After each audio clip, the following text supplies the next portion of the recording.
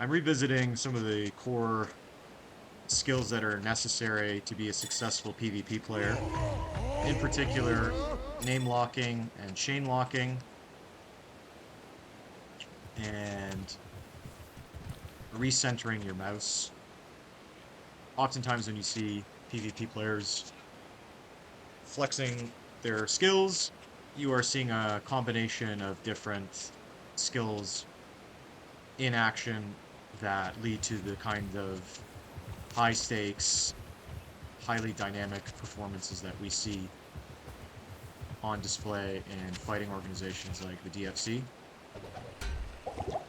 One thing I wanted to mention is that from the onset, you should change your show items setting to hold. What this means is that when you press the Alt button to highlight items, you have to press and hold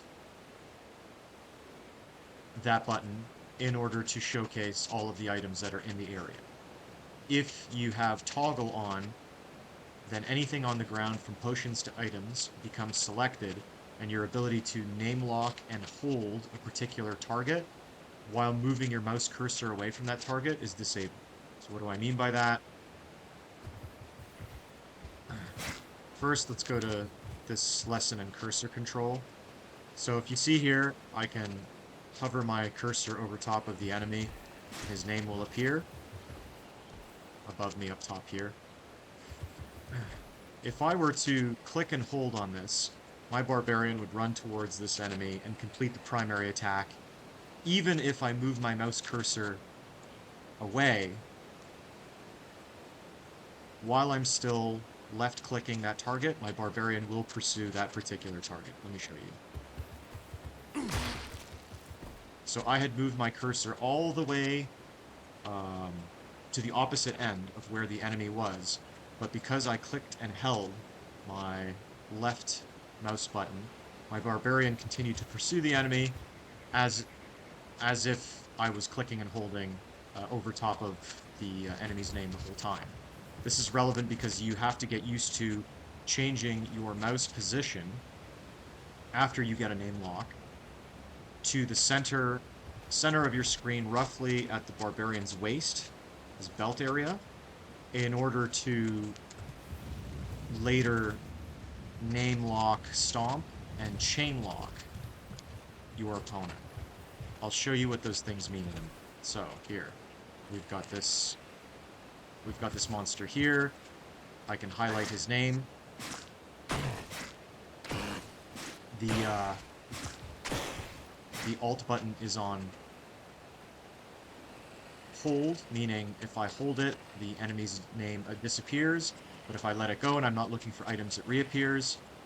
And as I said, if I click and hold the monster's name, I can move my mouse pretty much anywhere, and the barbarian will continue to pursue that target within some reasonable range of his line of sight, right? So I'm going to move my mouse to the center of my character while he runs after this monster. See that? Here I'm stuck in a puddle. I'm still holding the name lock, but the puddle prevents me from running across the map and catching up with the enemy. This is actually a pretty good example for me to show what a name lock stomp looks like. I continue to select the enemy. I have my mouse cursor just at my waist, and teleport is on my right click button. If I were to click while holding this name lock, if I were to click the right button with teleport, what happens? I teleport to the area where that monster was but a second ago.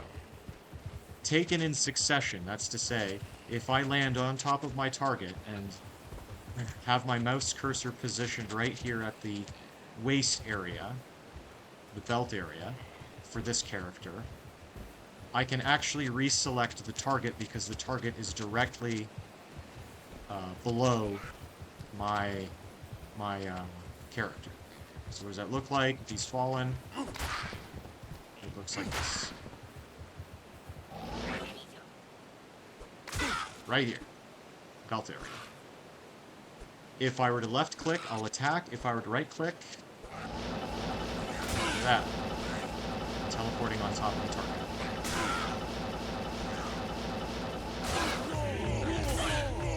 modify my right click attack to be this debuff.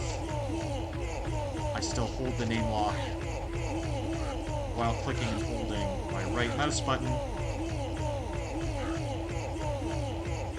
and can toggle to another skill like teleport, and back I am.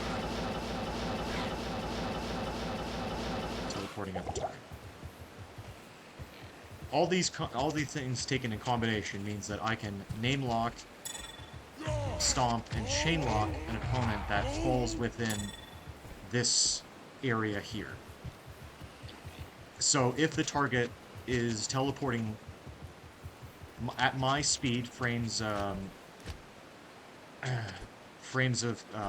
teleport cast as me, or if they teleport more slowly, then I will always wind up on top of them. The only thing that they can do is run away from this area at some point, either to my east, west, or south, some range in between those directions, to get away from my mouse positioning being at my waist and being able to catch the name lock after. And I'll showcase a monster that does that.